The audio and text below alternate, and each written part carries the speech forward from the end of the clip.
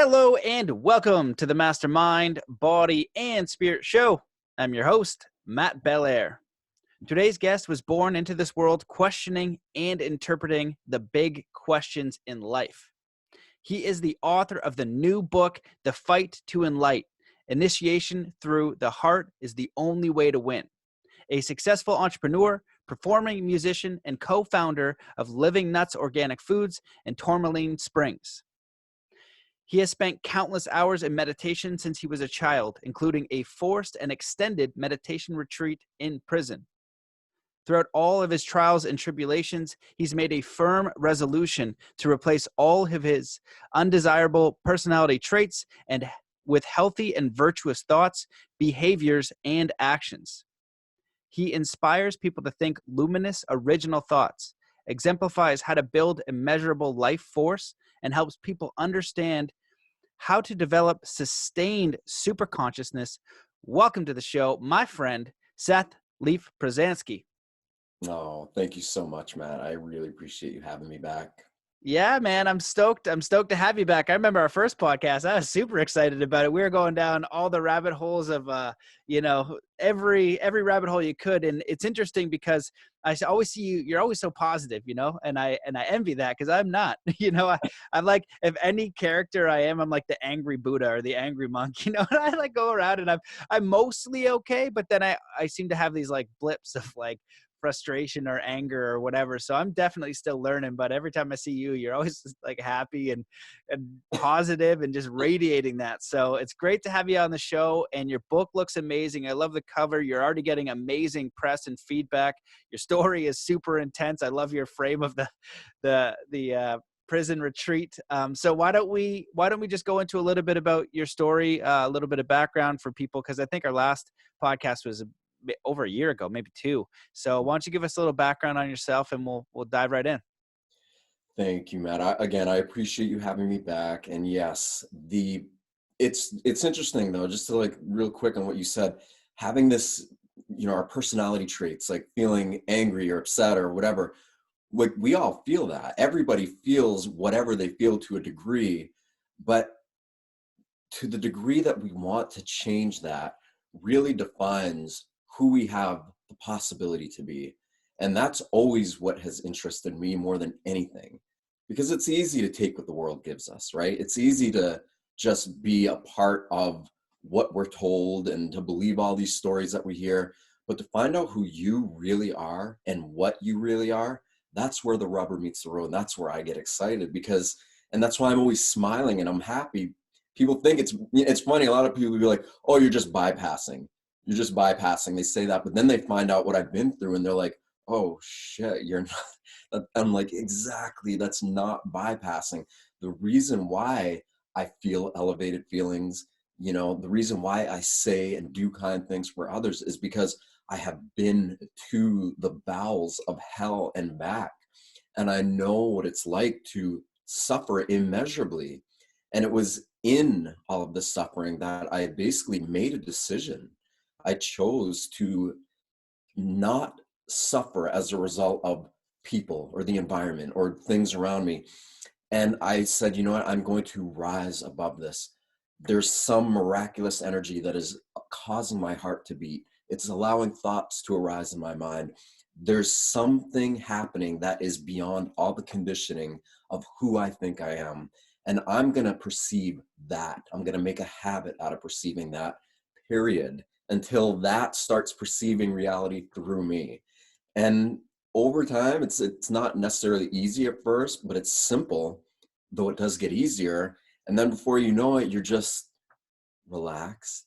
You feel good because you feel everything. And this life is perceiving reality through you. And that's a whole other way of being. And anybody can do it, I've just got a lot of hours in, that's it.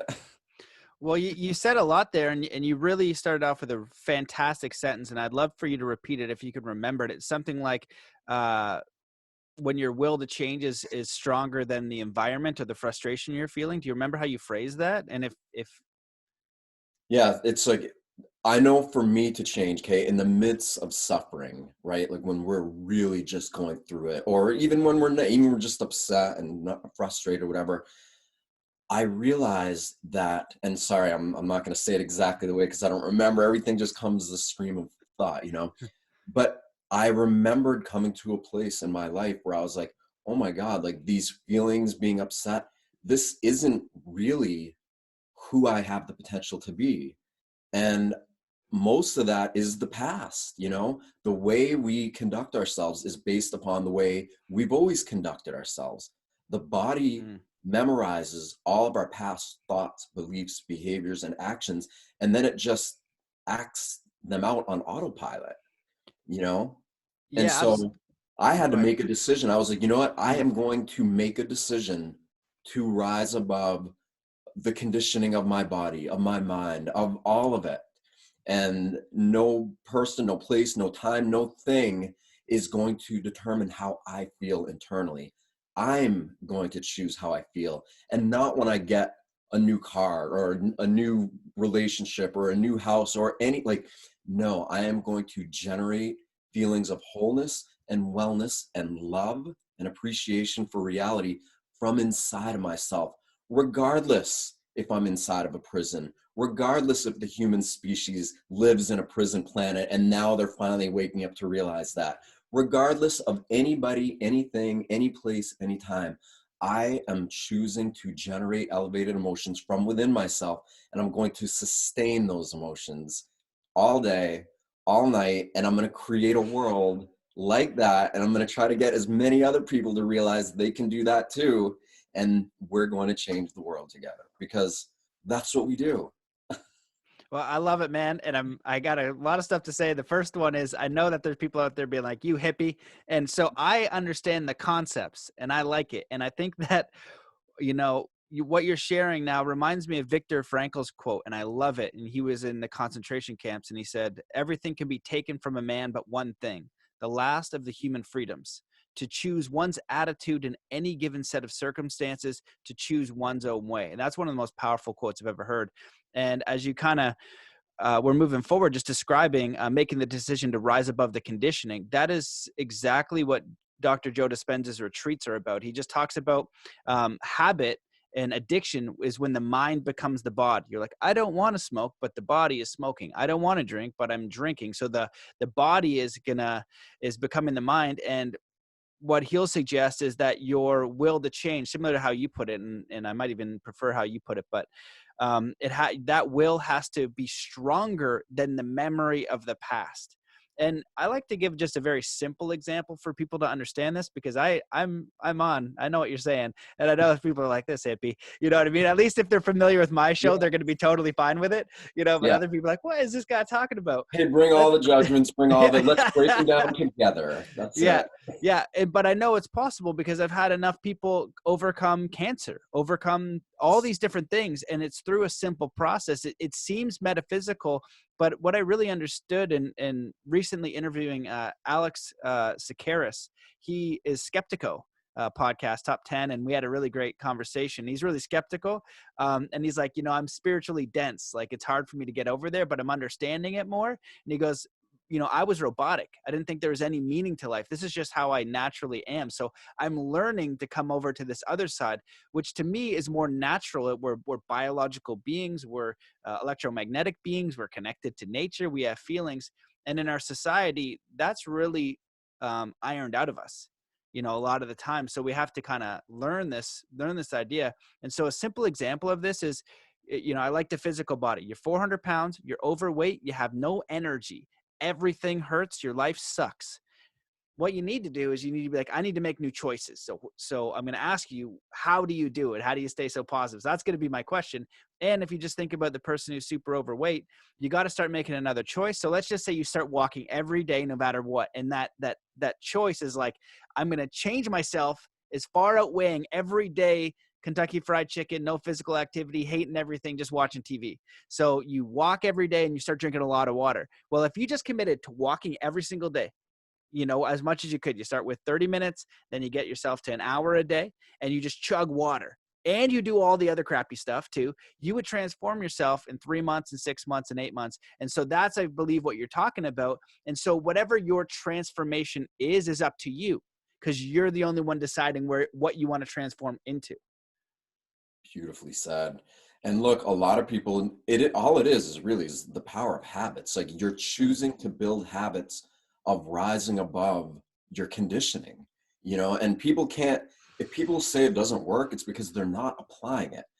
I overcame severe drug addiction, like severe, like bring you to your knees on the floor, almost dead type of drug addiction. What drug was it? Heroin. Damn. Severely addicted to heroin. This is a long isn't that time the ago. hardest one to come off? It was for me. I mean, I was doing heroin, crystal meth, cocaine, all of them together, but heroin was like the real thing. This was 22 years ago, This is a long time ago that I did it, but I just was so addicted to it. And when I wouldn't do it, the feelings of pain that you go through withdrawal are so severe. They're so intense that you just are like, oh my God, I can't face that. But I remember being like, I'm going to kick this. I'm going to stop it cold turkey. I'm never going to do it again. But what do I need to do to enable me to be able to do that? And it was like, well, I have to love my life, and I have to love my life and life more than the drug or the addiction to it or the suffering that it creates. And I was like, okay, well, that shouldn't be too hard, because I know I do love life and my own life more than I love this drug. But that's where the rubber meets the road, because then all of a sudden you have to, like, that, but then your body's like, no, but I want this, I want the drug. And this can be applied to anything in life. And so you have to keep bringing yourself back to that place where, no, I'm choosing to love, or I'm choosing to feel happy, or I'm choosing to, until you override the old programs, the old conditioning, the old habits. And that's why I said at first, it's not necessarily easy, but it's simple. But with the application of that, it gets easier over time, because you start feeling so good that you're like, why would I choose to not feel good because of something on the news, because of something that somebody said to me? These are all external things, and you're giving your power away. You're giving your right to feel elevated. And when you're like feeling elevated and being in these higher states of consciousness is actually what that really means, because you said earlier, we're bioelectric beings, we're biomagnetic. We have all of these quote unquote metaphysical aspects that really are operating through our consciousness, and we're physical beings secondarily, really, But when you let that energy be how you perceive reality, then suddenly you're not just a person alone in a body on a planet. You literally feel the energetic structures that are being emitted from the earth, that are within our solar system, that the entire universe is structured by, because it's all one big living structure, all of it. Like magnetism, right? You don't see the magnet, the energy from the magnet, but you know it's there. This energy that we all are, regardless of what we believe, regardless of who we think we are, this energy that is causing our hearts to beat is something that is happening in everybody. It's innate intelligence, and it's way more intelligence than I am, like I am an idiot compared to how literally how magnificently intelligent this is. But I'll give myself a little bit of credit where I realize that I might be able to get smarter or just more aware is if I take what little bit of intelligence I have and start really paying attention to this innate intelligence of my being. And that's what I did. I just, kept making a habit out of paying attention to that. And it was amazing how the things just disappear, the problems, and you start feeling so good that you're like, my God, the only reason that I would come out of this is because I chose to. And that's very empowering when you realize that you are capable of getting into these states, sustaining them, and then that's the energy that you bring to the world.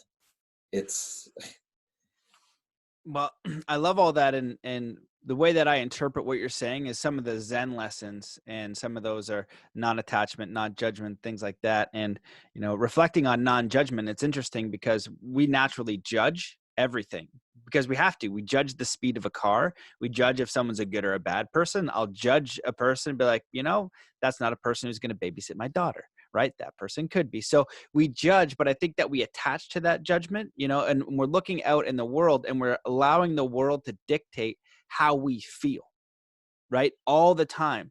And 99% of people, and I'm in this for sure too, is we need it all to be perfectly set, right? And then when all the ducks are in a row, then we can feel good. And I guarantee you, if you're that person, when all the ducks are in a row, you don't feel good. You might get like 30 seconds. You might even get a few hours if you're lucky, but you're going to go back to the way of thinking because where it originates is in your thinking. It's in your being and how you perceive things. And I feel like your learning, like you share, is being in the pits of hell to know how far down it goes and how helpless you can feel, and knowing that I think it allows an intelligence of empathy and compassion for other people. And I love what you said of making a habit of focusing on the innate intelligence. And so, my question to you would be, I think a lot of people out there are suffering depression. We have a lot of people who are considering suicide. Myself, I've definitely suffered from depression. The biggest one that I struggle with, and we can kind of get into it, we'll get into a lot of different things, but I look at the suffering in the world, right? And so you're talking about how this is like a good opportunity in history and what's coming up. You're aware of the evil stuff. You're aware of, I get upset. People are talking about the coronavirus all the time. And I'm like, and then the virtue signaling is going nuts. And if I share a perspective that's literally laid out with data and common sense, you still get attacked and virtue signaled and all this. And I'm saying, look, if we're looking at a pandemic, the real pandemic is human trafficking, right? If we look at the coronavirus and what's happening, and you have to research to actually know what's going on, you actually have to research beyond mainstream media. You can look at the death rates, you can look at all this. One of them weighs a lot more, saying, hey, we can defend this thing. We also might die. That's part of it, but you're probably going to die from something else. And we've got these really huge power structures, which I know you're aware of. You can kind of see through the baloney. And so that's my challenge. When I look at that horrendous stuff, I'm like, how do I make a change? Right? When I see all this stuff coming down the pipe and people thinking in certain ways that are for oppression and for tyranny, and not trying to hold on to the judgment of what they're doing, but I'd like to maintain my own freedoms, and I'd also prefer not to have tomatoes thrown at me, but it's part of the job. So how are you able to balance being aware and being like, holy crap, that's awful, whether it's starvation? I actually saw, as a reference, somebody shared something, and it was a photographer taking a picture of a child that was going to die of starvation, and there's a crow, or not a crow, vulture waiting to eat it. And apparently the photographer committed suicide 3 months after that. And so that's the kind of like darkness when you go into human trafficking and stuff in the world, where, or organ harvesting in China. And, that's what makes me really upset, is like, yes, it's sad that there's a certain part of the population and a certain amount of people will die from this. And if you compare that to human trafficking, it's like, I don't know, mosquito bite versus Mike Tyson punching you in the face as hard as he can. One of them packs a bigger punch in every way, and one of them's a bigger system. And so it's a big rant. And why don't you give me your feed? This is like a personal coaching call, me calling you like, hey buddy, this is what I'm struggling with. Lay it on me. Let everybody know what you say. This is great. That it's beautiful.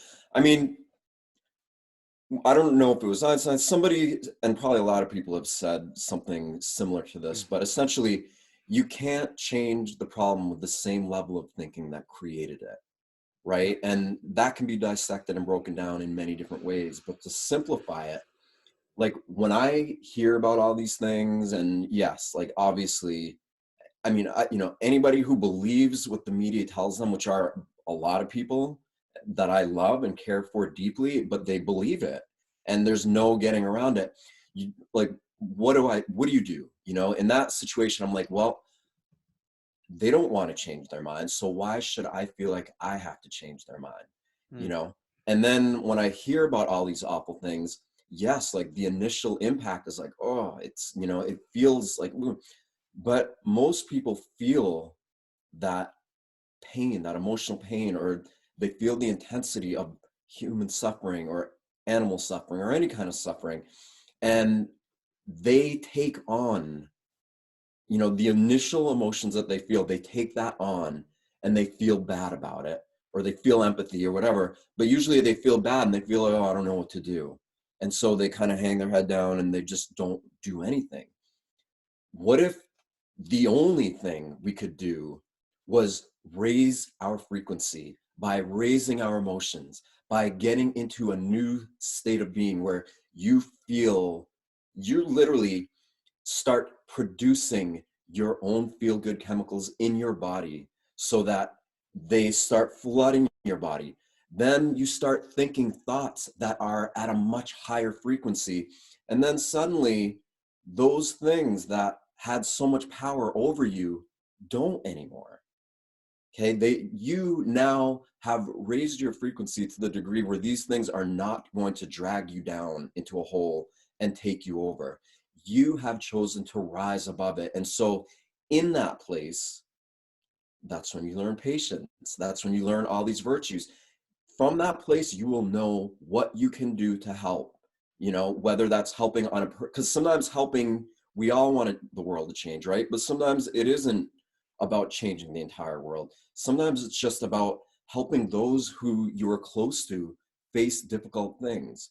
When you raise your frequency, when you love others with empathy and you sustain that within yourself, yes, the problems of the world exist, but so does a much greater perspective of what is possible, because everything that's happening on a human level is really very temporary compared to the earth beneath our feet, compared to the solar system that's surrounding us, the galaxy surrounding us, the universe surrounding us, and the dimensions beyond what we normally perceive with our human senses.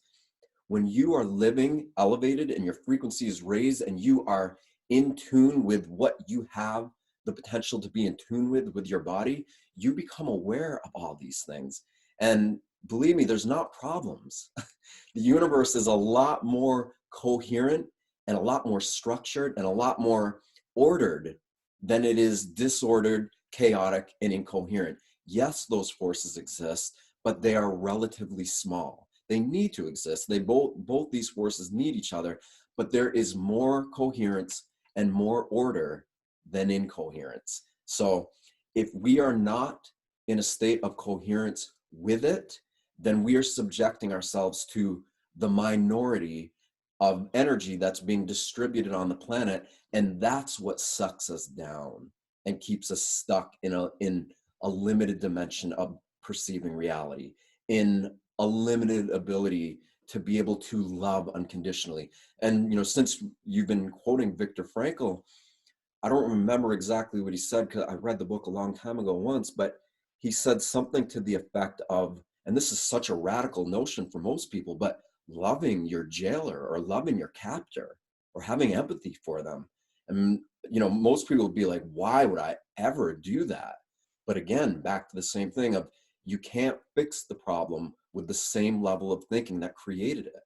When we get upset and angry at what the powers that be are doing, the atrocities, the crimes against humanity that they're committing, if we meet that with a level of resistance and a level of anger and just like bitterness, we're doing that from our lower centers, from our survival centers. We're in a state of fight or flight. And when we're doing that, our body's creating massive amount of stress hormones. Okay. And we are not living in our higher centers, in our heart, our throat chakra, the pineal gland, the pituitary gland. We're not in those upper contemplative centers, which when you do get into them, it brings balance back to these lower ones. So this is how I look at it. Like, whatever is happening in the world, how does it make me feel?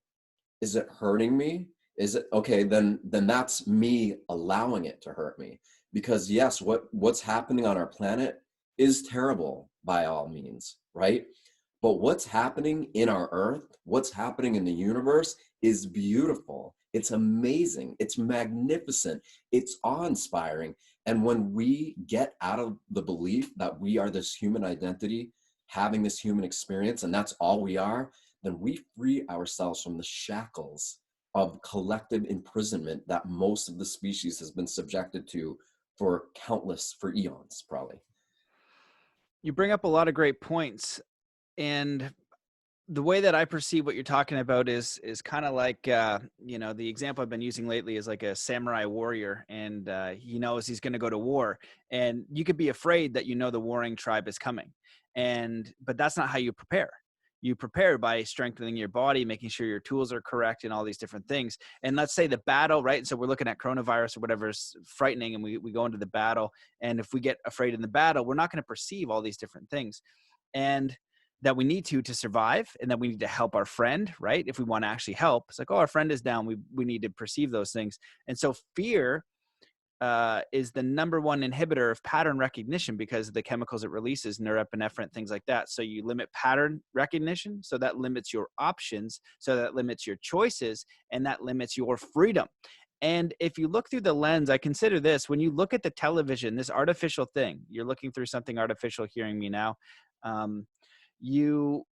We don't know how real exactly it is. You know, we can learn these, you know, about these things. But back in the day when we couldn't communicate in this way, we didn't have that information. We didn't know about the atrocities going on there. So I think one thing is to extend our compassion, to have an understanding of it and be able to alchemize that. Because, you know, Alex made a really great point on the podcast, and he has this book I'm excited to read. He said, Why Evil Matters.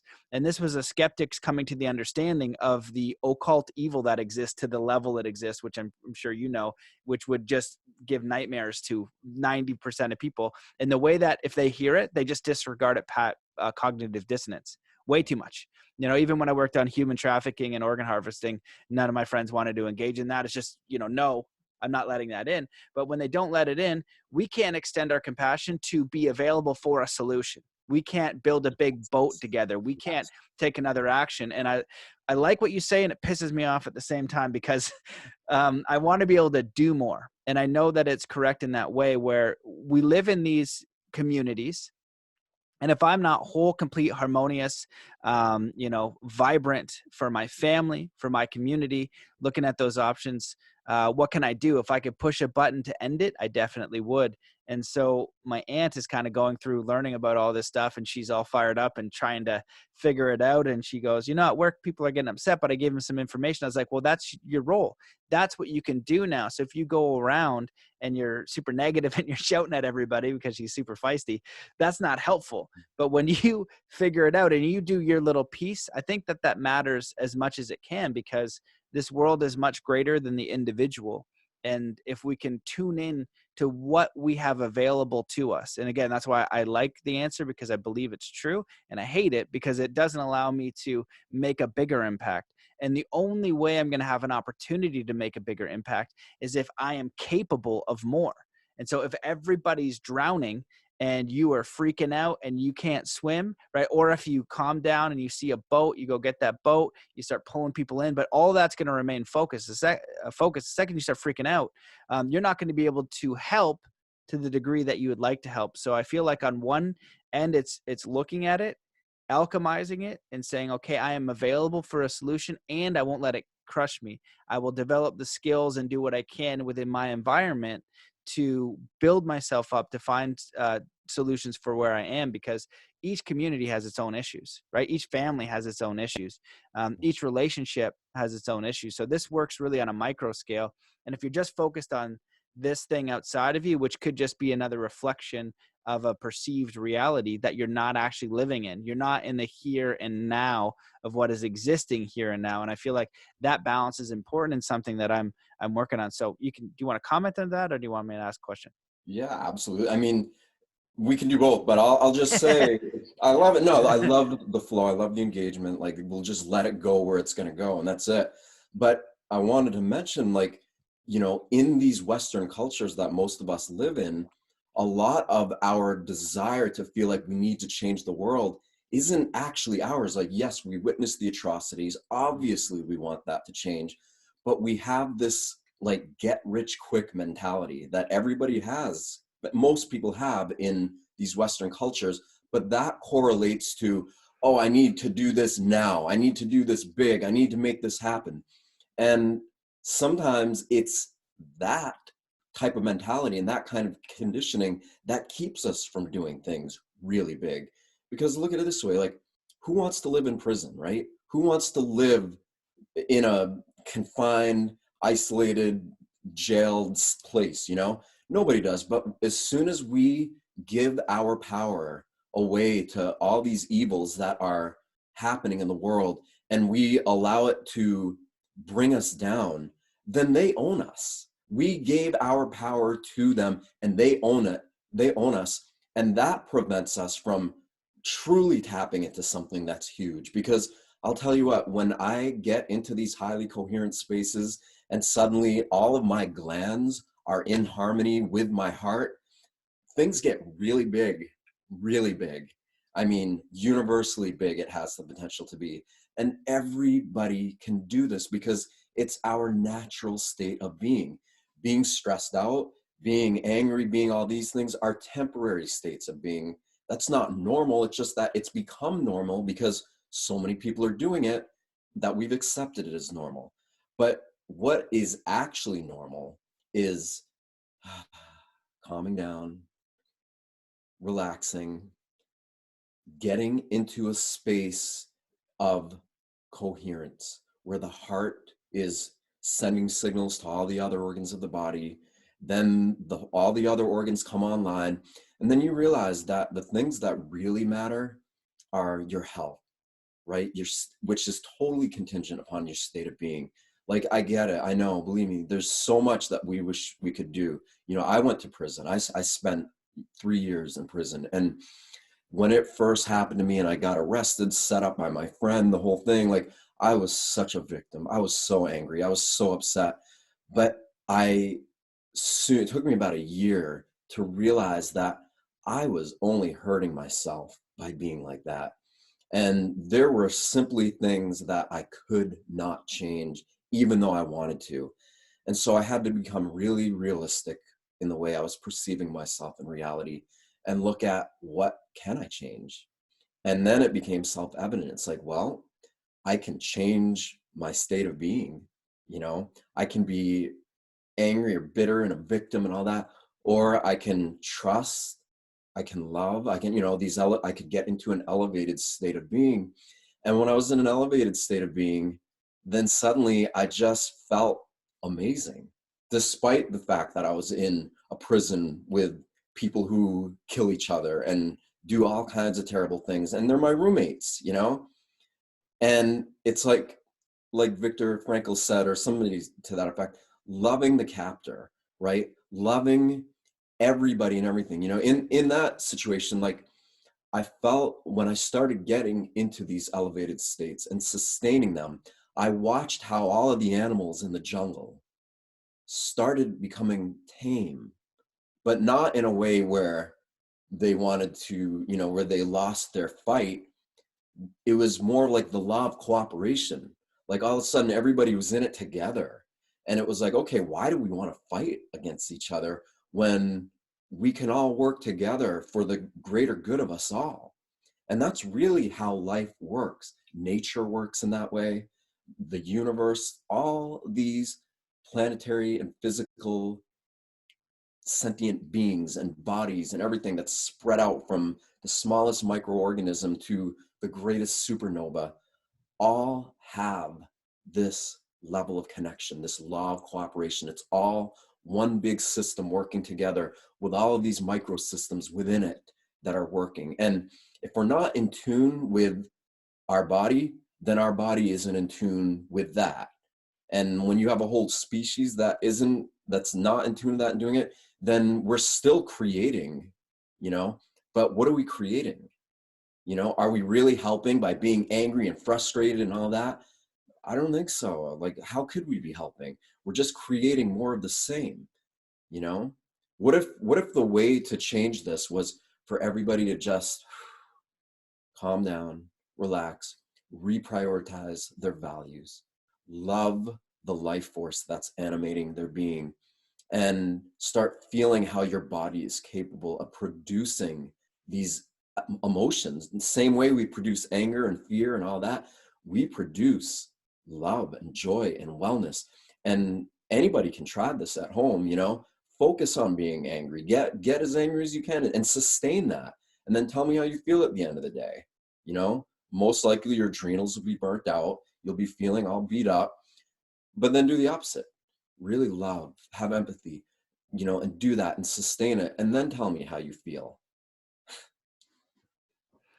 Yeah, man, absolutely. You brought up a lot of great points again, and what it reminded me of is this story of Maculi, and I'll probably butcher her last name, but it's Ilibagiza, and she was a part of the Rwanda genocide. And Dr. Wayne Dyer talks about her, and I need to get her book because I bring her up a lot. She was being hidden in a bathtub, I think, with 14 other people while her friends and family and everybody was getting murdered. And she said there was one point where they were coming to the door, and she felt the knife or the machete go in her. She said she could physically feel it because she was about ready to die. And it was a day or so after that where she went through this release of actually forgiving everybody that had done it, because she'd gone through the anger, she'd gone through all these different things, and she got to this place of forgiveness. And I just think about that. I'm like, oh my goodness, how powerful is that? And then I think about the other example of Socrates. And, you know, he was put to death. And everybody should keep this in mind for the times we're in. He was put to death for, one, denouncing the gods of the day, so they wanted to kill him, and disrupting the minds of the youth for probably getting them to think for themselves. And so, you know, in the world we're at today, people are, you know, how dare you not, you know, want to wear a mask? I was like, well, I'm just thinking for myself, and I just like the choice. And when you present me the evidence, you know, but if I say that, then I'm basically killing everybody now, and I'm pigeonholed in this thing. And if I get really solid evidence for it, I have no problem. I want to help people, you know, and I also don't want to be oppressed. So I'm just doing the best I can to make my own decision and, you know, be in harmony and communion with other people. And so I like the point of coming back within yourself, because I do think that nature is harmonious. And when people are taking action out of fear, out of uncertainty, out of anger, they're creating more of that in the physical world that we're in. And so when somebody is in harmony, their actions are in harmony, they're in cooperation with other people, there are for solutions. It's only when you're out of whack are you going to do something that is out of natural order, let's say.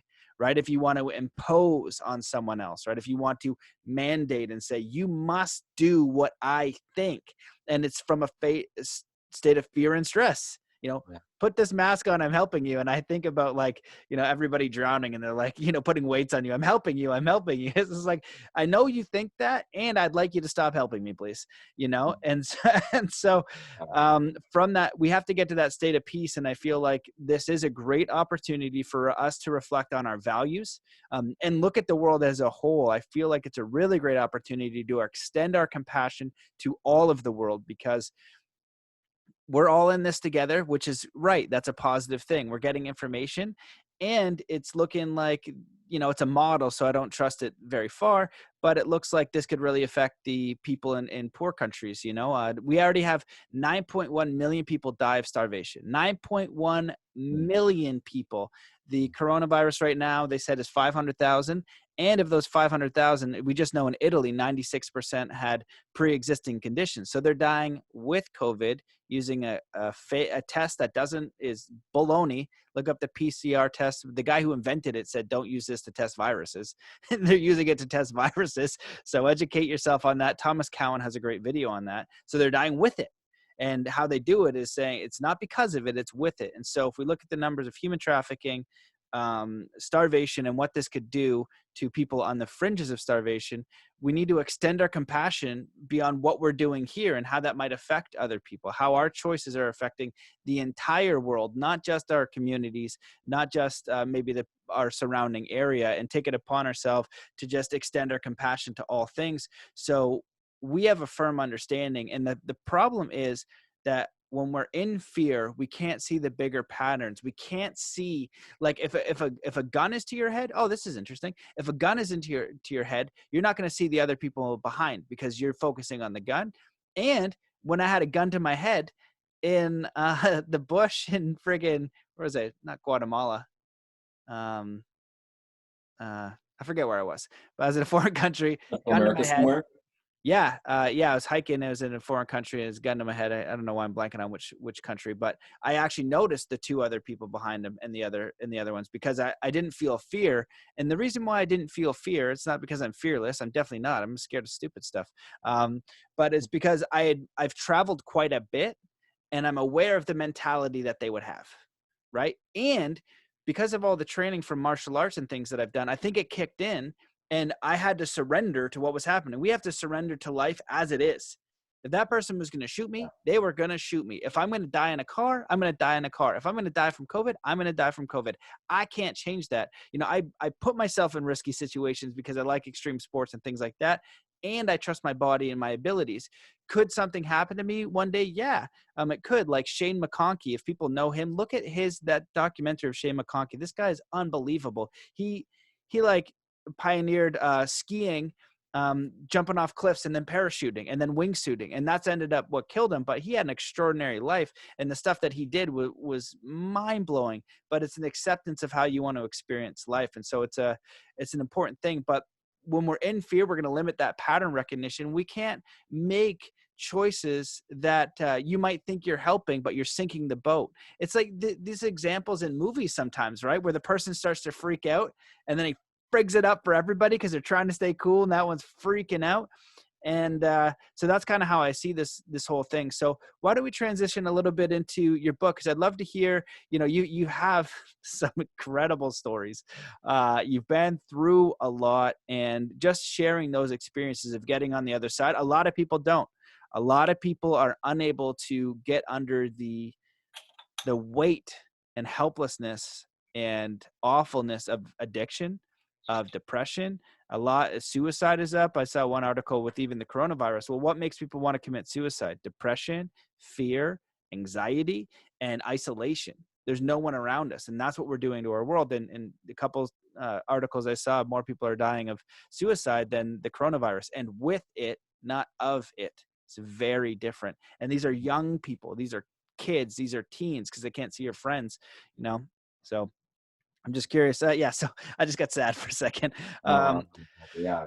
Can you talk about why you wanted to write the book and what's in there and what do you hope to share with it? Because I haven't read it yet, but I got to go through the chapters. I got to browse some of the words and it's some powerful stuff in there. And you really do a great job of talking about, you know, your story, but also the lessons that are universal, and these universal lessons you've experienced in the worst way. Someone be like, oh, what's it like to be, you know, addicted to heroin? It's just like, oh, just stop doing heroin. Just, you know what I mean? You loser, you know, you homeless, they have no compassion. It's just like, when you're in that awfulness, there's a lot of learning in there. And so would love to, you know, hear about why you wanted to write the book and what's in there and what you hope to share.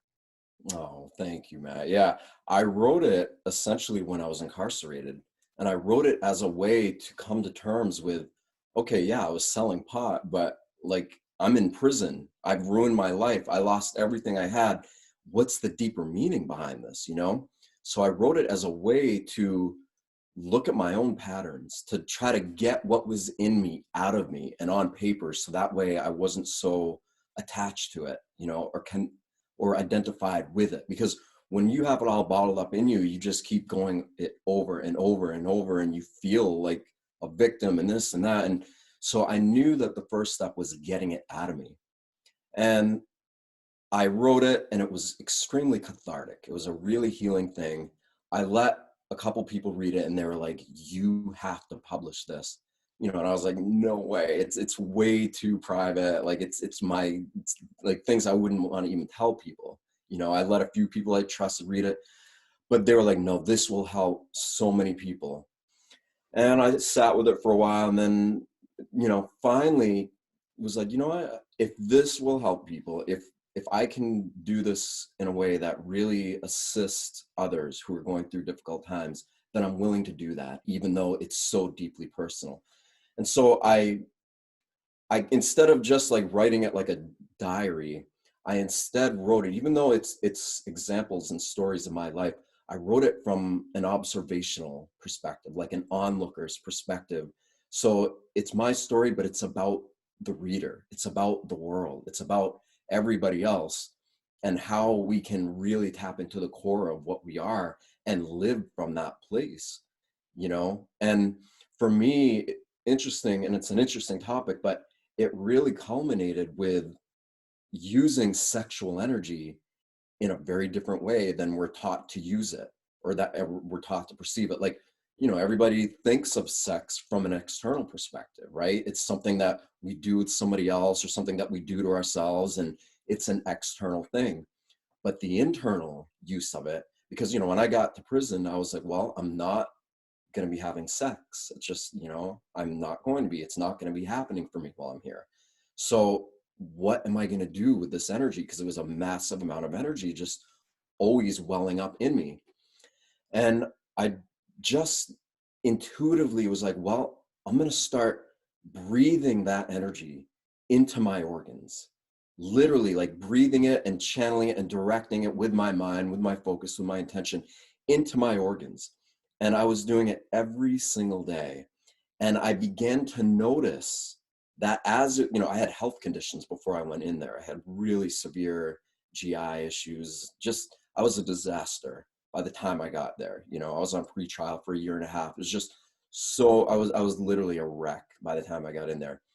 But when I started doing this and breathing this energy into my body, the first time that I was able to get it to go into my heart, it felt like a heartgasm. That's the only way to say it. It was like this energy, just like way better than just any genital orgasm, right? Then I got it to go into my brain, and it was like a braingasm. It took a little bit of time to do this stuff, but that changed everything, everything. Because, and here's a great analogy, and I know I'm kind of veering into this, but I want to tell people this stuff, because everybody can do it. Everybody has the potential to do this. They just have to make the choice to do it, and do it over and over again. But this is a great analogy, and I talked about it last week. I did a thing. But like, if you've ever had a sexual fantasy about somebody, and everyone has, you know, like at one point in your life, you've had a sexual fantasy about somebody. You think about, and sorry to be so crude here, but I'm just going to lay it all out since we're going about everything. You start thinking about what it would be like to make love to this person, or have sex with them, or, you know, and all that energy is going into your genitals, and all the blood goes in there. And then we know what happens. Like, men, the penis gets hard, women, the vagina gets wet. Like, that's what happens. But when you start to have fantasies from your heart, or from different organs in your body, like your pituitary gland, or your pineal gland, or your thyroid gland, or your thalamus gland, which are all mini brains, essentially. They all have plexus centers. They all have neural networks that are connected to the entire whole. And they've been conditioned with these fear-based, stress-based, fight or flight emotions that most of us have been subjected to and are perpetuating in the course of our lives. And so these centers have become inactive or dormant. But when you start bringing this sexual energy internally, channeling it internally, breathing it into your organs, then these glands, your perceptive capabilities become activated. You start perceiving yourself from a more holistic expression of what you've always been, but didn't realize you were, because you were stuck in such a persistent state of fight or flight. So I started doing that, channeling all this energy, and then just like imagining, like, what would it be like to just love this world, to love this experience, even though I'm in jail and I'm surrounded by people I don't necessarily want to be around. Like, what if I embrace this and just really, I don't have to love the way it looks, but what if I could love the way I react to it? What if the things that trigger me, instead of me getting triggered and upset, and what if it was like, oh no, this is something that is teaching me to overcome something, you know? And like water, I can just be ever present with it and just keep kind of eroding away the triggers and things that keep being presented to me. And so that's what I did. And I started having these fantasies in different areas of my body, in all these, literally everywhere, in my hands, in every center, in all my organs, because I had a lot of time, you know? So I started literally just having, and it was amazing beyond amazing, because your health issues, your personal issues, your mental, your emotional, all the things that you hold on to, which are all from the past, become liberated or released, because you are bringing through a level of energy that you are cultivating within yourself, and you are opening up the dams, the blockages in you that inhibit a more holistic flow of this life force that you actually truly are. And when that happens, you aren't the ego, the person of your past. You are something that is so grateful to exist, while at the same time heightened, perceptually aware of what the possibility to create actually is. And my God, everybody can do this. Everybody, even if you only were to just have a heart fantasy, or have a gut fantasy, or same thing like with your throat. Imagine what it would be like to be speaking your truth, to be speaking in power, and how good that would make you feel. Like literally, like creating these fantasies. And when you do that, you'll feel the energy, the blood, everything in your body goes to whatever area you are focusing on, and it activates what is there, giving you something that is profound.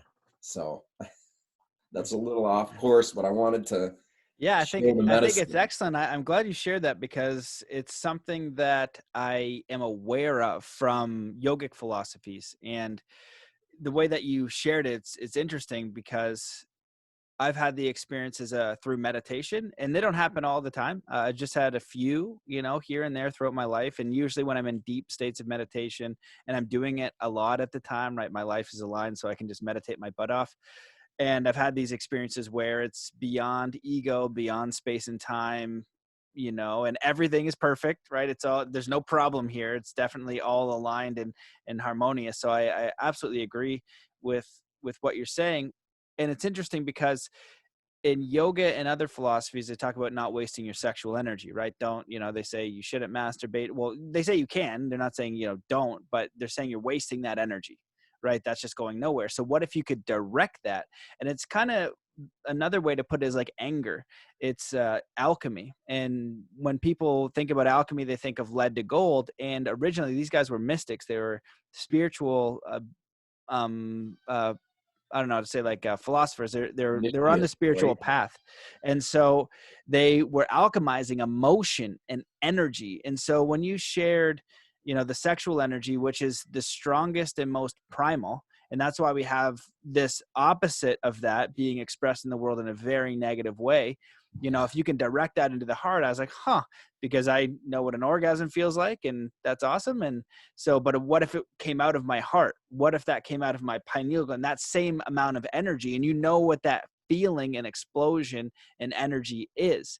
And so I've never had what you're talking about, and it sounds interesting. I think when I've experienced it through meditation and other things, it was like boink, and I was in something else, but it wasn't like a directed one. And when I did Dr. Joe meditations and things like that, they would teach you to squeeze up the perineum, basically your butt, and squeeze the energy up, going through the central nervous system, through the pineal, and focus on that practice.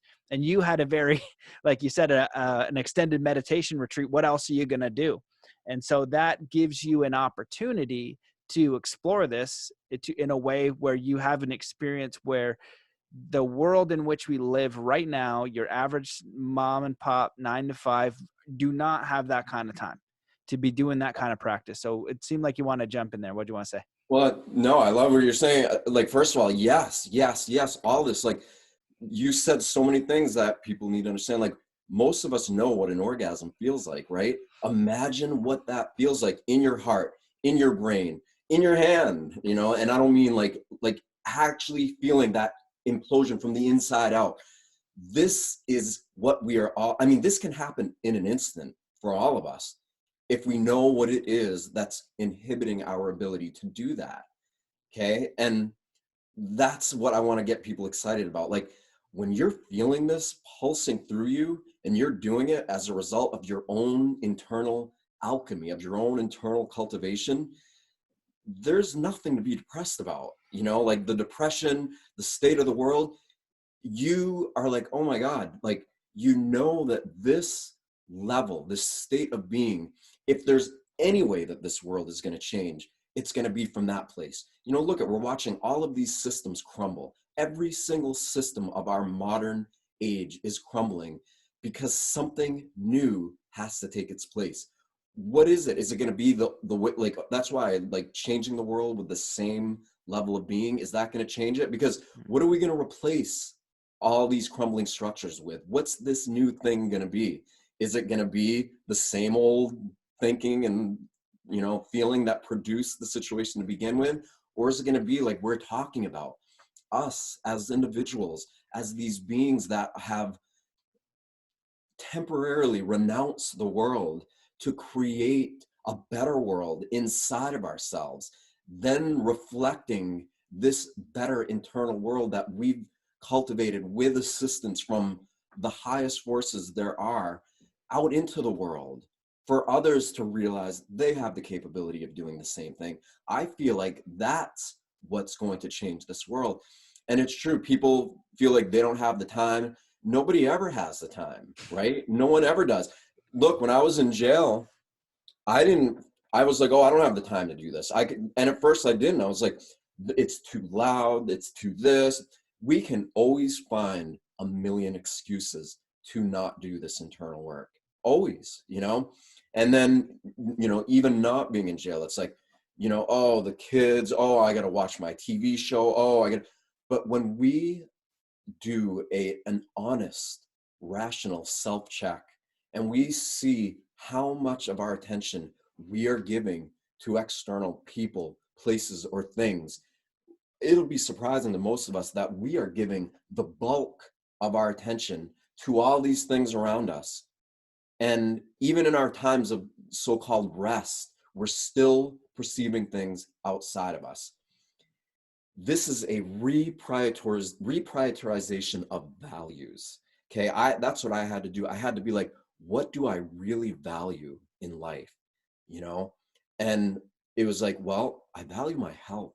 Okay, when I was in there feeling bad, feeling beat up, I was, last thing I wanted to do was, you know, I didn't want to feel bad, you know, but I was feeling so bad. And I caught myself. I was like, oh, wow, I'm allowing myself to go into this victim mentality and feel bad about it. And the more I feed into it, the stronger it gets, the more it keeps me in it. So I was like, no, I love this life. And having been through addiction and been through all these things in the past, I knew that I had it within me to do that, just like we all do. And so in choosing, in prioritizing, like having an elevated state of being, that's what matters. You know, then suddenly you don't care as much about watching a TV show or watching a movie or, you know, doing a bunch of research online. Not that there's anything wrong with those things, but if those things are owning you and owning your emotional state, then you are selling yourself out to them. That's how I view it with myself.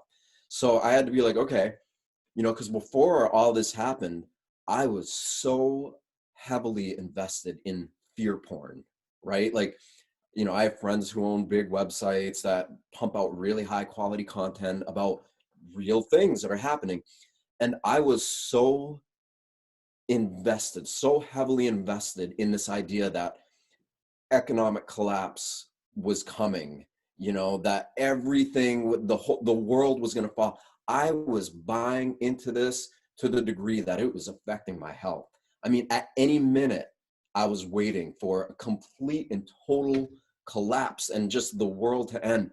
And this was 15 years ago.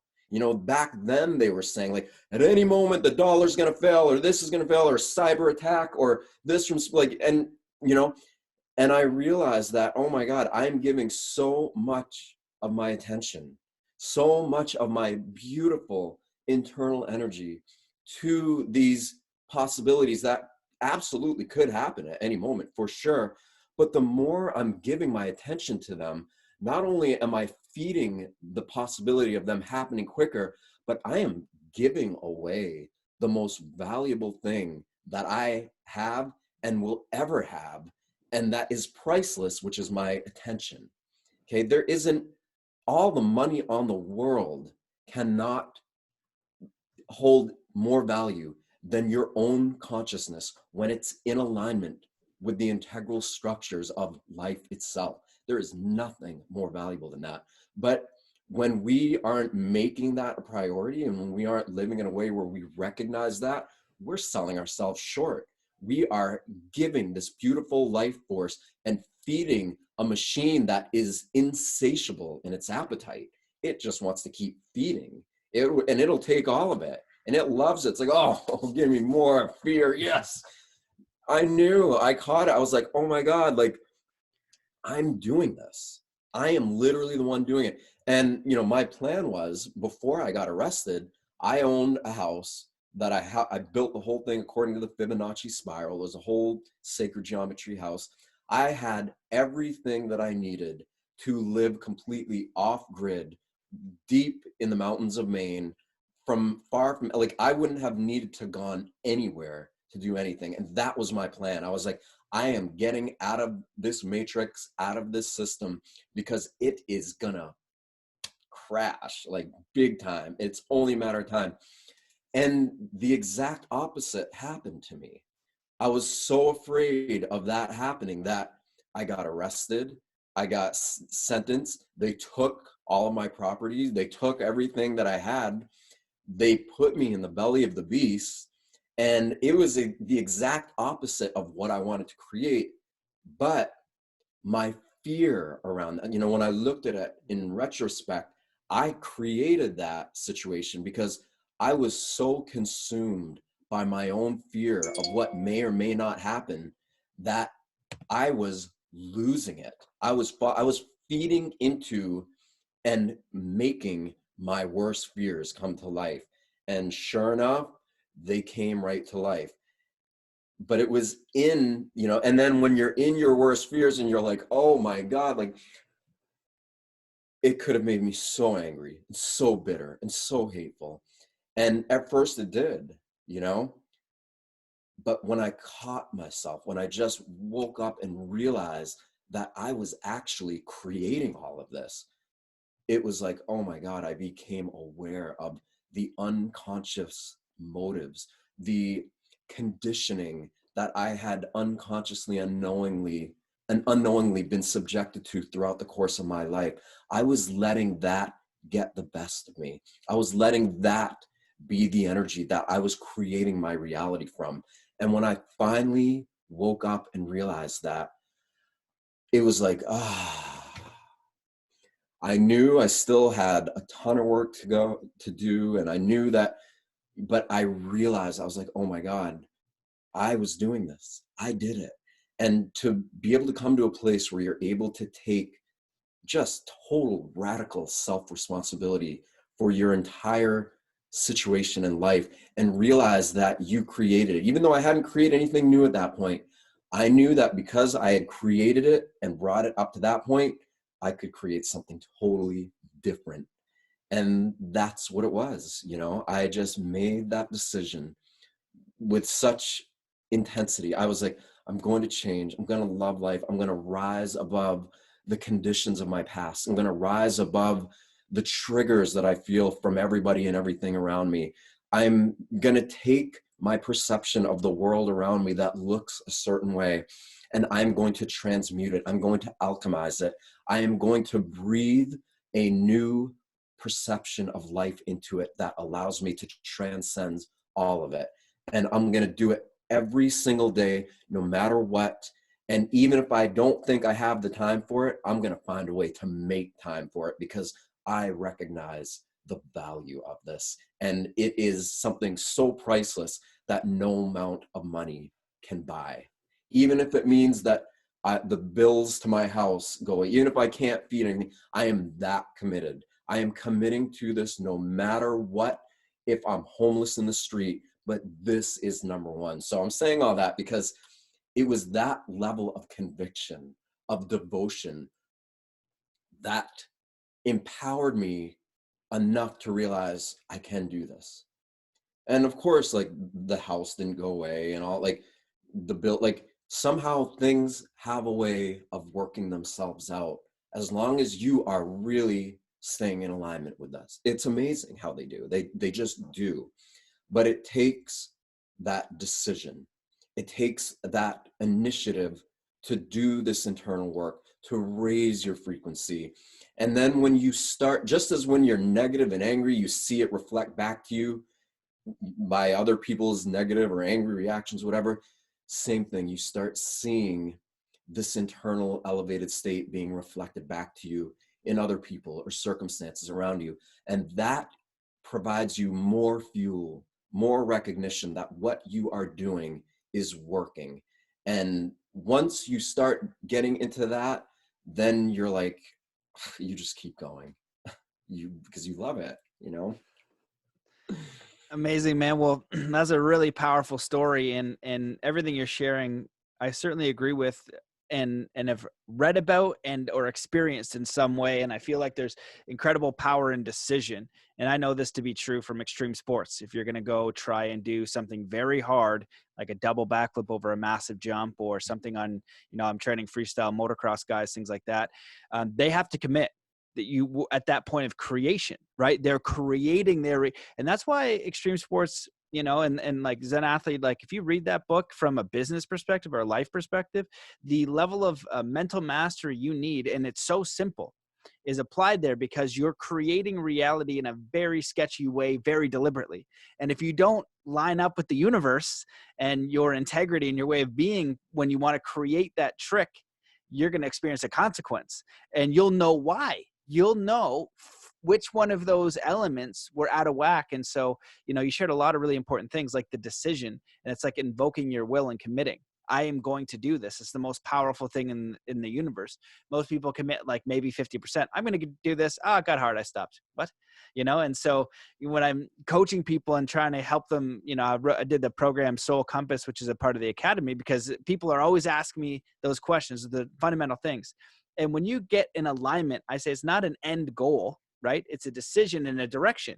Once you line that up, you're observing stuff along the way, and you make a lot of mistakes, but you're committing to something that's coming from you, and it's empowering you because it is from you. It's not from outside sources. It's you're creating it. Once you kind of tune that in, it's just a consistent refinement process.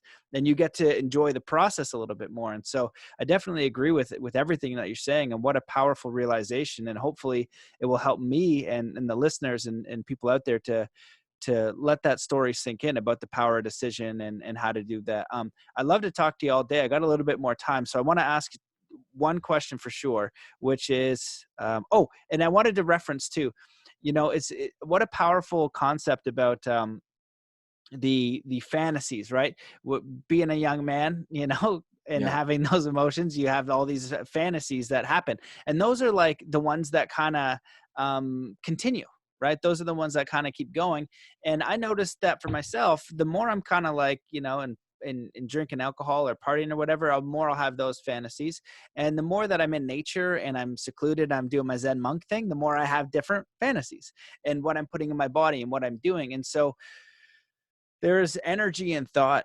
Thought is, the first form of creation. And then we write that down, right? And then we take an action. And so if we were to commit to even just starting to practice, like, what would the heart want, right? What would the pineal gland want? How would you envision your life? And those become the fantasies. That's going to steer your life very differently. It's a very, very powerful concept. So I definitely wanted to speak on that. And so what I want to ask is, you said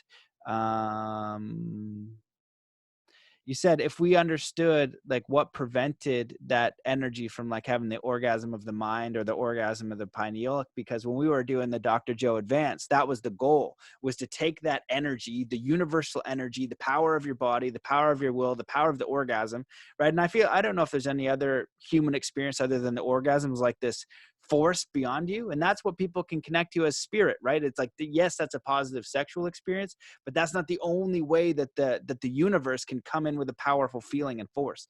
It's not just sexual, but that's one way it expresses. It's like, you didn't tell your body to create that feeling. It just did. And so what could we do? So what is it you said, if we understood that, what was inhibiting us to experience that? How, practically, if somebody wanted to start trying this and experimenting, do you have any kind of methodology for that?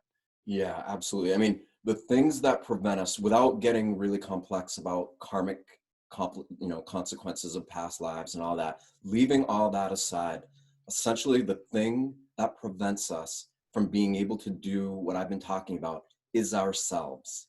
Okay, and when I say that, it's our past conditioning. It's the belief of who we think we are and what we think this world is, according to what others have told us it is, and that we have accepted as our own belief systems or as self-evident. When we realize that most of how we conduct our present and our future is based upon the past, and we choose to create a new state of being now, then you're breaking that conditioning. And a lot of what causes this stuff to be dormant is a few things. Is we've never really activated to begin with.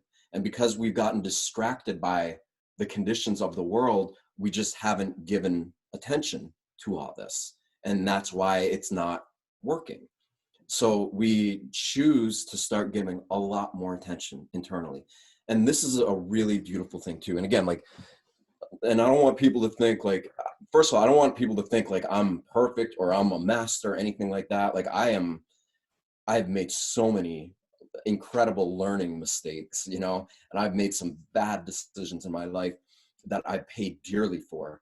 But it was going through all these things and committing to doing this work without any exception at all that has allowed me to experience results that have been so transformative. So here's one thing. Okay, and if some people get turned off by sexual energy and have all these belief systems around it, which it's up to them, which it's crazy because we're all here because of sexual energy. So there's we could do an entire thing on this. Like I have a lot of downloads to give on this, but this is what somebody can do if they don't want to channel their sexual energy, which Qigong and all these other things teach that. But if you don't want to do this whole sexual energy route, getting into a state of heart-brain coherence where you're just breathing rhythmically, and you're just feeling joy or love or like whatever for no reason at all except for you're choosing to, then suddenly you get into a really relaxed state of being. Your brain waves change. They come out of high stressful states and they get into calm, relaxed ones. And when you're in that state, you can start to feel your pulse, your heartbeat, but you can feel it anywhere the more you practice. And that's a major thing that I would do. Like when I get into these really calm, coherent states, I would feel my pulse in my pineal gland, in my pituitary gland, in the different chambers of my brain, in my thyroid gland, in my thalamus. Like I would literally feel the pulse everywhere. And something really beautiful happens when you take your attention from a coherent space and you focus on your pulse in any area of your body, especially these glands. Then suddenly it's like the pulse, your heartbeat, with your attention on that creates an amplification of that energy. And the more you do that and feel good about it and love it and get happy about it and keep focusing on it, the stronger it gets, the more that center becomes activated, and suddenly things begin to happen. Like this whole idea of the pineal gland being calcified, which probably is from water and all that, but the real thing is people aren't using their pineal gland even to begin with. So who cares if it's calcified or not if you're not using it? But when you do this and you focus your energy like that, you on your heartbeat, on your pulse, and you feel it throughout all of the centers of your body, those dormant centers become activated. They become lit up, and the potential of them is able to be increased exponentially, and eventually universally. And what is more important, especially at a time like this where we're all in prison, or most of us are being told to stay home, we can't leave, and what could be more important than doing this? Most people are born, they live their whole lives, and they die having never gone inward. There is a rich, in fact, the most wealthy world beyond all imagine, where riches beyond the most, valuable things we perceive as reality, that are beckoning us to pay attention to them, that are doing so much to get our attention. And all we got to do is give our attention and keep giving our attention. And if we do that earnestly, sincerely, and with devotion, you start to wake up. These glands, these things start to wake up. And then you find out what the human body really is capable of from an energetic perspective. It truly is a temple. It is made for the soul to evolve through us. And when we work with what God or the universe or whatever you want to call it has given us from both a soul perspective and from the physical temple of our being, we can expedite our own evolutionary growth so fast. I'm sorry. That's amazing. That was so good, man. I love that whole thing, man. It was beautiful. I knew we were going to get into an amazing conversation. I really enjoyed our first one, and I really enjoyed this one because for me, everything you're saying, I have either an awareness of experience and or reading, right? And so I don't think I've experienced all of it. Well, I know I haven't, but I understand the concept of it. I understand it's like, no, there's definitely something to that, and I've experienced something similar. And the thing is, for people who might believe it's like, oh, that's too much or whatever, they haven't practiced any of it, And so for me, I had to practice all these things, and luckily, I was interested in martial arts, and that what was the gateway. And if we look at our world, it's all external. And you're talking about where you put your attention. Well, wherever you put your attention, you put your energy. So if you're focused, like you can put, your attention on your fingertip, and you'll notice your fingertip. This is what we do in hypnosis when I'm teaching people hypnosis, and it's awareness. And so, even in talking to you, it's helping me right now because I battle between, the quote where it says evil exists when good men do nothing. And how do I apply a solution, and getting lost in it, putting too much attention there, and not vibrating and experiencing life as positively as I could, but also be aware of like, no, that's a real thing there. So should I prepare? What exactly should I do? And that's kind of the balance. That's kind of the balance I'm at right now. And I definitely agree with what you said. And I like the idea of the inner world. That's the thing that people are not doing at all. And that's the reason why I wrote Zen Athlete, was because we do physical training, right? And we do skills training, no inner training. Well, martial artists have been doing it for thousands and thousands of years, you know what I mean? And we know it works. And so we've taken that essential part of existing out, right? And it's made us more robotic. It's made us more helpless. It's made us more reliant on something external. Teachers are great. Guides are great. Ascended masters or religious books or spiritual books or books on business or whatever you want, that's great. And the paramount teacher has to be you and your own inner reflection. There's a really smart guy I just came across, and Tom Barnett, he's going to hopefully come on the show. I'm connected to him and was listening to him. And he's one of those guys that can defend himself in court through the whole natural law thing. And, only a few people can do that. And he admits he's no expert at it, but there's something there anyway. And he just talks about how he lives his life in these different things. But he goes, I've learned more from my time in nature than anything else. Right. And this guy is super, super intelligent. And he lives in Gold Coast or not Gold, near Byron Bay, which actually when I did one of my deep meditations, it was in Mullumbimby, which is close to Byron Bay. And I lived in a koala habitat and literally just read, wrote, and meditated for, a couple months and really just got deep into it. And that's how I was able to have some of these experiences. And you don't necessarily need to do that. I think the big thing that you shared was the commitment to the practice. And that's what I'm noticing. And I've read about it's the key is your commitment and your decision to it, right? When we decide, we're cutting out all options. I just learned that from Mark England. I'm doing the vocabulary course, which is epic. Shout out Mark England. He just said the decision, it's to cut away. And so you're saying, I am prioritizing this, just like the person who's severely overweight and hates everything, just 45 minutes of walking a day. You commit to that. You commit to your health, not maybe. You commit to it, and it's done. You don't need a coach. You don't need a gym. You don't need to know about the best workout. It is done. And I feel like when you take the body as an example, it's helpful for people to understand the spiritual. And the challenge with the spiritual, when I try and get an athlete to visualize or whatever the case is, it's not tangible. right? When we pick up a weight, we feel it. And when we suspend our disbelief and we begin playing with this stuff, we realize that that kingdom, that place is where ultimate and infinite potential exists. And the people who dabble in it are the ones who actually know that. And so, you know, you're definitely a representation of that. And so amazing stuff, man. Is there anything that you wish that I had asked or that you want to chat about before we close it up?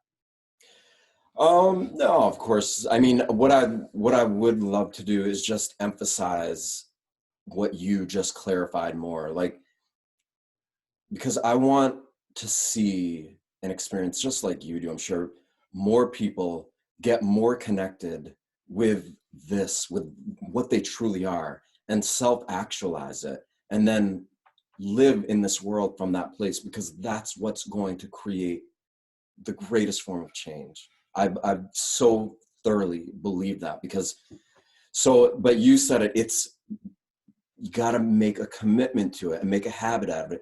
It doesn't mean you got to spend hours a day. It doesn't mean you need to go off to a cave for months or prison for years. You just have to commit devotion, right? To a little bit every day. I mean, just practicing heart-brain coherence. There's a great, learn about the Heart Math Institute. They're doing wonderful work.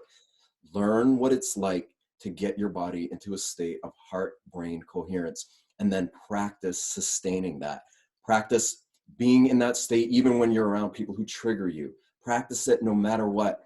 And just doing that alone will bring somebody to a place that they really always imagined or was possible, or that they wished was possible. Just that. So, but you got to do it. You got to, even if it's 5 minutes a day, great. Start with 5 minutes a day for the first week, then go to 10 minutes a day for the next week. Even if that's all you did forever, if you gave yourself to those 10 minutes and really allowed that to be all you're focusing on, you're going to get results. And the results might, if you, as long as you commit to it, they will eventually surprise you to the degree where you're just going to want to give more attention to that, because it feels better than any of the things that we think we need to make us feel a certain way. We stop wanting the car, the TV show, the this, the that, the relation, like those things become so less important, because we now are prioritizing something that is truly giving us results. So I just want to emphasize that. Beautifully stated. Absolutely agree. Yeah, they become secondary, and that's the inverted reality we're in. Let's go get the car and the material thing to bring happiness. We'll create the happiness in between, and those are bonuses and their experiences. And you can be happy in the woods, and you can be happy any other way. And so, yeah, absolutely. Even in the city, stated.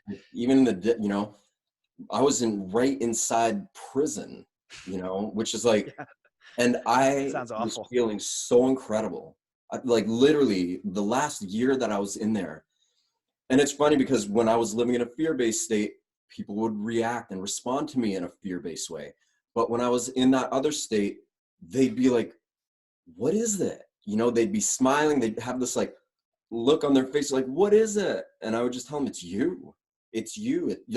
It's the part of you that feels what this is in me, and you're recognizing it in yourself. And they wanted to figure out more. They wanted to develop that more. They wanted to cultivate it more, because the truth is it feels way better than living in a state of stress and fight or flight and survival. Who doesn't want to feel relaxed and calm and trusting life? Because that's what we're being called to do, especially now more than ever with this entire global situation that we're facing. Could there be any better of a time to step up and trust that whatever is happening, even though we don't know and don't see, that it's for our greatest good? And are we willing as individuals and collectively to meet whatever this is halfway, from a place of honor, from a place of integrity, from a place of trust and strength? Are we? Because if we are, and we can find it within ourselves to do that, to face it, even if we die, even if we lose everything, even if everything falls apart, if we can find it within us to trust at those greater levels, we'll be surprised at what rises up to meet us. Because you know what? And I'll just say this energy that is animating our being, that's allowing us to have this human experience, that is gifting us the opportunity to be alive, is where life is really happening. And if we don't give our attention to that, you think it's going to really give a lot of its attention to us? I mean, it's already giving us everything, you know, but as far as having insights and enlightenment and higher perspectives and finding solutions to all these things we're facing, do you think it's going to bless us with that stuff if we're not giving any of our attention to it? Why would it? I mean, why would it? You know, like, it's like, oh, okay, well, look at what I've given you already. And you're still focused on the creation. You're focused on the external world, around everything around you, and you're not giving any attention to where you come from. It's kind of like, doesn't make sense, right? It's like nonsense, right? But that's it. It's beyond, it's no sense. It's beyond the senses that we're normally used to using. And so you're going into a level of awareness, of just pure consciousness. And when you get into that space enough times, you realize that that consciousness is created to a source of consciousness that is infinite, that is ever expansive. It's forever. And the more you become aware of it, the more you just intuitively know how to direct and guide or create the presence of it within these centers of your being. And then suddenly the fragmented or disconnected parts of you start to connect more fully with the source of what you truly are, because you are giving attention to your source where attention is due. Yeah. You know, again, that's a really great point, because where you put your attention, energy, and focus, right, you get more of, and you're placing your attention. So you're placing your energy, right? And so that's a really brilliant point. So what's the greatest place you could, put your attention? Will be on creation. And it's a beautiful example. And I think you can do that. And as I'm saying this out loud now, I think like even a tree, meditating on a tree, that's creation, and then, but also that's still external, but it's, meditating on your own creation, on that own vitality, on the thing that, keeps you alive, that beats your heart. And I was coaching the other day and was using an example of like how we'll receive so much and we'll not notice that because it's never good enough. It's like taking a kid to Disneyland, like, oh, I'd really love to go to Disneyland. And then they go to Disneyland, like, hey, we're here. And like, yeah, it's all right. You know what I mean? It's like, we're not noticing any of the things. Like, no, you got eyes, you got ears, you can hear, you can run, you can do it. We're not grateful for any of it. It's not good enough. So you take the kid to Disneyland, not good enough. You give them the I don't know, the waffle cone or something. That's not good enough. You take them to see Mickey Mouse. That's not good enough. And so if we can get into the energy of like, thank you, thank you, thank you. Oh, this is great, right? Allowing that in, I think I use the analogy of like, if you're going through the forest and you saw a panda or something. I like animals that are fuzzy. So I'm just using like a panda. Where's my mother? Yeah. And, this panda comes over and it's like, you can tell it's friendly. And you're just like, in this nature, it's like, yeah, I'll come over, and he wants to give you a hug, and you hug this panda. Like, you would just accept that hug. You'd be like, yes, panda hug. This is so good. And you would hug it. And so if we can like take that energy to what the universe is giving us and notice it, we can allow ourselves to receive more, and also recognize that we're receiving so much more from things that we aren't, quote unquote, valuing, right? From just existing, from things that we say are mundane and not good enough. No, it's got to be this thing that creates endorphins. Is it endorphins? Snowboarding and all that, adrenaline and all that. That's all the feel-good chemicals. Yeah, I love those personally. So those are some of my those are my favorite ones. But there's other ones too, right? So it's not just those ones. And so if we can connect to that, it's a really beautiful point, and we're focusing on that too, right? And it's like the reticular activating system. It's going to bring us more, and we're going to notice more because of how the brain's set up. So I absolutely agree. Amazing points. Go ahead. Let me say something, because you just did something incredible that okay. You got, and you're like, right, you got, like, when you're talking about the panda, you got into this space that most of us were like as children, when we had awe and innocence and wonder, and the world was still a wonder to behold, and magic was alive and well.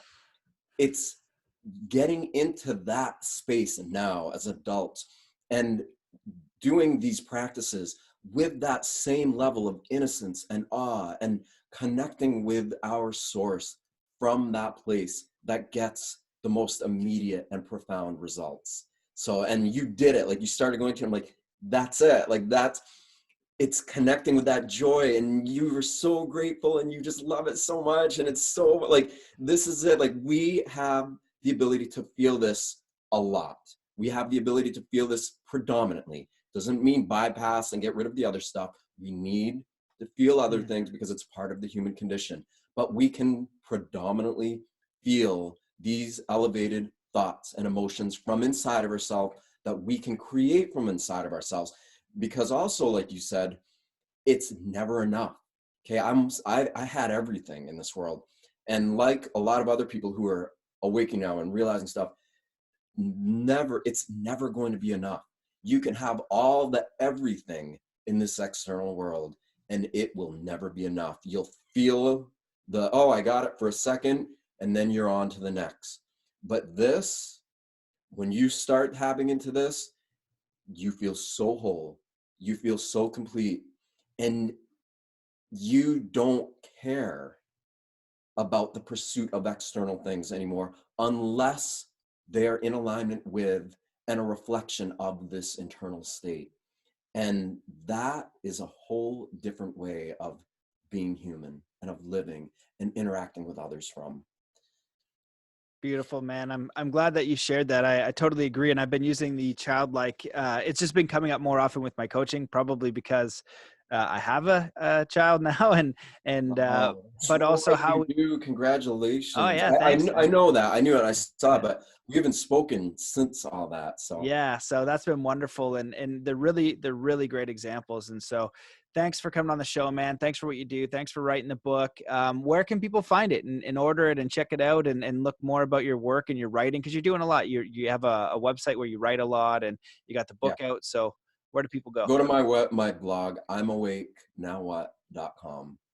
And the book's for sale on there. The Fight to Enlight is the name of the book. I have it on Amazon, but I just put it on, you can buy it directly from me as a PDF.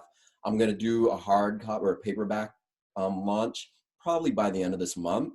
But right now it's online and it's 99 cents. And I'm going to keep it that cheap for a little while just to get it out there. And everyone's like, are you crazy? Like, get it. But I want as many people to read it as possible. And I don't want cost to be a barrier, because the real message is in the medicine of people seeing that others are doing this and then applying it to themselves. So I want to expedite things. I want to make things happen from this place. And that's it. So anyway, yes, imawake.nowwhat.com. I know I start channeling, going I get tangents, into it. like, no, I can bring It's awesome, man. imawake.nowwhat.com. And yeah, I do sessions, I do counseling, I do all kinds of things on there that are in alignment with everything we spoke of today. But sign up for my newsletter. The book's 99 cents, and you can keep up with all my other things that I do from there. And I've got a great group on Facebook called the Water Consciousness Movement, which is phenomenal for everybody who doesn't know about it. A dear friend of mine, actually somebody you definitely will want to have on your show, Veda Austin. I'll just real quick plug her. She, Emoto's work, Messages with Yep. Water. Yep. She has taken that to a level that nobody could even imagine, and just released her first book. I mean, she's having full-blown communication with water. Like, it's responding to her. It's next level. Like, so her and I do a podcast on that channel, and people are loving it. And it's just, so I'm doing a lot. But if you go to I'm Awake Now What, it's kind of the hub for everything that I'm doing. And a lot of other people too. It's kind of like a light worker hub, you could say, for those. And we're going to be having a lot more people come onto it and do a lot of other work and great stuff on it too. So Amazing. Well, appreciate you, man. I appreciate the podcast. Is definitely a joy, and this, and I always enjoy talking to you and your perspective. So I invite people to check out your book, and when they do, when you get it, leave a review, because that's helpful. And I wrote a book, and I know that. So take a moment to leave a review if you like it, because it helps a ton. But yeah, man, I appreciate you very much, and thanks for coming on the show. thank you, Matt. Thank you for having me, as My always. pleasure. See you guys. Peace. See you.